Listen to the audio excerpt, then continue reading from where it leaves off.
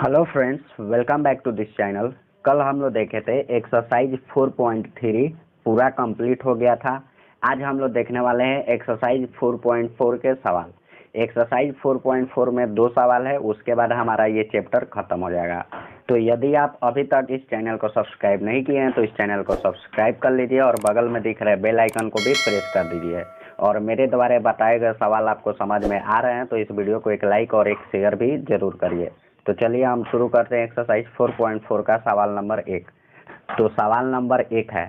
सवाल नंबर 1 में दिया है एक चर वाले समीकरण के रूप में y बराबर 3 का ज्यामितीय निरूपण कीजिए।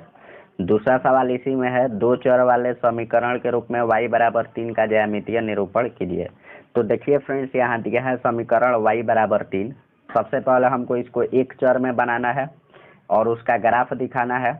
दूसरा बोला है कि इस दो चर में बनाना है और उसका ग्राफ लिखना है। तो चलिए हम लोग सॉल्व करते हैं। तो देखिए फ्रेंड्स, यहाँ हम क्या करेंगे, तो सबसे पहले हम लिखेंगे कि एक चर वाले समीकरण के रूप में y बराबर 3 का ज्यामितीय निरूपण करने के लिए संख्या रेखा का प्रयोग करेंगे। ठीक है, यानी एक चर वाला है तो इसीलिए इसमें हमको 2 लाइन की जरूरत नहीं पड़ेगी, यानी एक ही लाइन लेंगे तो हमारा काम हो जाएगा। तो इसलिए हम संख्या रेखा 1 खींचेंगे। संख्या रेखा 1 खींच लिए, इस पर हम लोग नंबर दिखाएंगे, बराबर बराबर दूरी पे नंबर होना चाहिए और उसमें देखेंगे कि 3 कहाँ है। तो यहाँ पे देखिए ये वाला मान 3 है, तो हम क्या करेंगे, इसको हाईलाइट कर देंगे। ठीक है, और ये हो जाएगा हमारा आंसर। अब देखिए सवाल नंबर 2। तो सवाल नंबर 2 है, दो चर वाले समीकरण के रूप में y बराबर 3 का ज्यामितीय निरूपण कीजिए। ठीक है, यानी y बराबर 3 को हमको दो चर वाले समीकरण में सॉल्व करना है और इसका ग्राफ लिखना है। तो चलिए हम इसको सॉल्व करते हैं।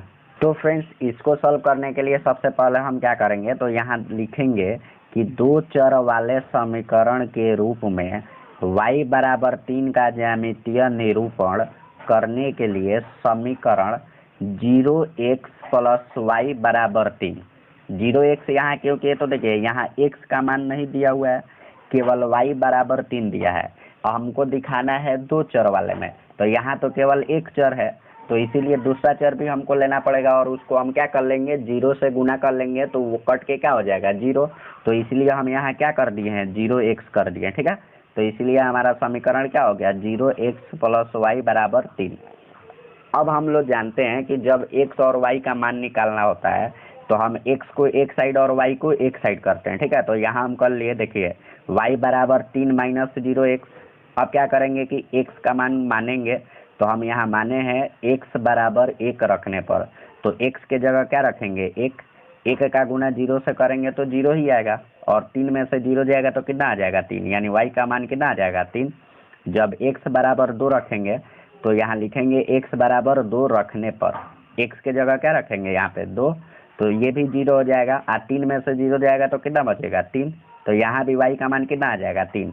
ठीक उसी तरह जब हम x बराबर 3 रखेंगे तब भी y का मान कितना आएगा, 3, क्योंकि 3 0 गुना करेंगे तो 0 हो जाएगा, 3 में से 0 जाएगा तो 3। उसके बाद हम क्या करेंगे, तो ग्राफ खींचेंगे। तो देखिए यहाँ हम ग्राफ खींचे x अक्ष और y अक्ष। ठीक है, अब यहाँ हम बिंदु देखेंगे कि जब x1 रखे हैं तो y3 आया है, तो x1 y3 यानी ये वाला बिंदु।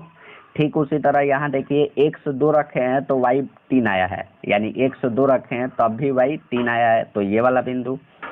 ठीक उसी तरह जब x3 रखेंगे तो y भी कितना आ जाएगा, 3, तो x3 y3। ठीक उसी तरह जब x का मान 4 रखेंगे तब भी y कितना आएगा, 3 ही आएगा। तो हम 2 मान यहाँ दिखा दिए, 2 ही मान बहुत है। तो यहाँ देखिए ग्राफ में जो जो बिंदु है, ये बिंदु है, इस बिंदु को हम क्या करेंगे, एक सरल रेखा से मिला देंगे। जब यानी तीनों बिंदु को आपस में मिलाएंगे तो हमको एक सरल रेखा प्राप्त होगा और ये हो जाएगा हमारा कंप्लीट ग्राफ और ये पूरा का पूरा हो जाएगा हमारा आंसर। अब हम लोग देखते हैं सवाल नंबर 2। तो सवाल नंबर 2 है, एक चर वाले समीकरण के रूप में 2x प्लस 9 इक्वल टू 0 का ज्यामितीय निरूपण कीजिए। ये पहला सवाल है। इसी में दूसरा सवाल है, दो चर वाले समीकरण के रूप में 2x प्लस 9 बराबर 0 का ज्यामितीय निरूपण कीजिए। तो चलिए हम एक नंबर सवाल को सॉल्व करते हैं। एक नंबर बोला है कि एक चर वाला, यानी चर कितना होना चाहिए, एक। तो देखिए इस समीकरण में एक ही चर है, केवल x है, तो हम इसको सॉल्व करेंगे और इसका ग्राफ खींचेंगे। तो फ्रेंड्स इसमें भी हम सबसे पहले उसी बात को लिखेंगे जो सवाल नंबर 1 में लिखे थे। तो यहाँ भी हम लिखेंगे एक चर वाले समीकरण के रूप में 2x + 9 = 0 का ज्यामितीय निरूपण करने के लिए संख्या रेखा का प्रयोग करेंगे। ठीक है, और ये है हमारा समीकरण दिया गया है 2x + 9 = 0। तो यहाँ देखिए जब 9 इधर प्लस में है, इधर आएगा तो क्या हो जाएगा माइनस में, 2 इधर गुना में है, इधर आएगा तो भाग में, तो इसलिए x का मान कितना निकल गया -9/2, और 9/2 करेंगे तो कितना आएगा -4.5। तो अब क्या करेंगे, एक संख्या रेखा खींचेंगे।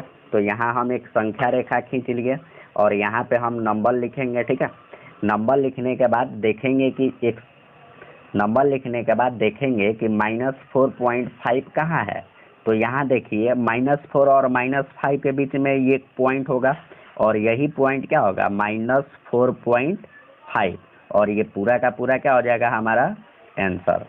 अब है सवाल नंबर 2। तो सवाल नंबर 2 में दिखाना है 2 चर वाला, यानी ये जो समीकरण दिया हुआ है इसको हमको 2 चर वाले समीकरण में बदलना है और इसका सॉल्व करके ग्राफ निकालना है। ठीक है, तो चलिए हम इसको सॉल्व करते हैं। तो इसमें भी सबसे पहले हम लैंग्वेज लिखेंगे।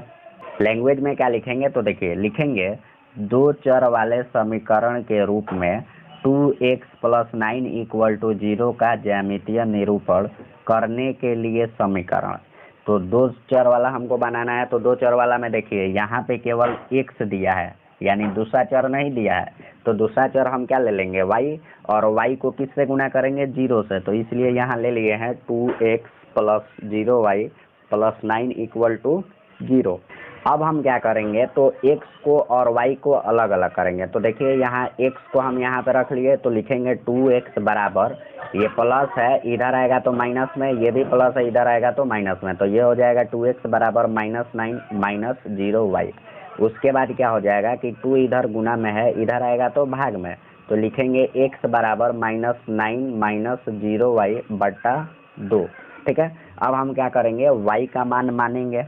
तो लिखेंगे y बराबर 1 रखने पर, और जहाँ जहाँ y है वहाँ वहाँ क्या रखेंगे 1। तो देखिए यहाँ y है तो हम क्या रख लिए 1, तो -9 - 0 गुने 1 करेंगे तो क्या हो जाएगा 0। तो इसका पूरा x का मान कितना आ जाएगा -9/2।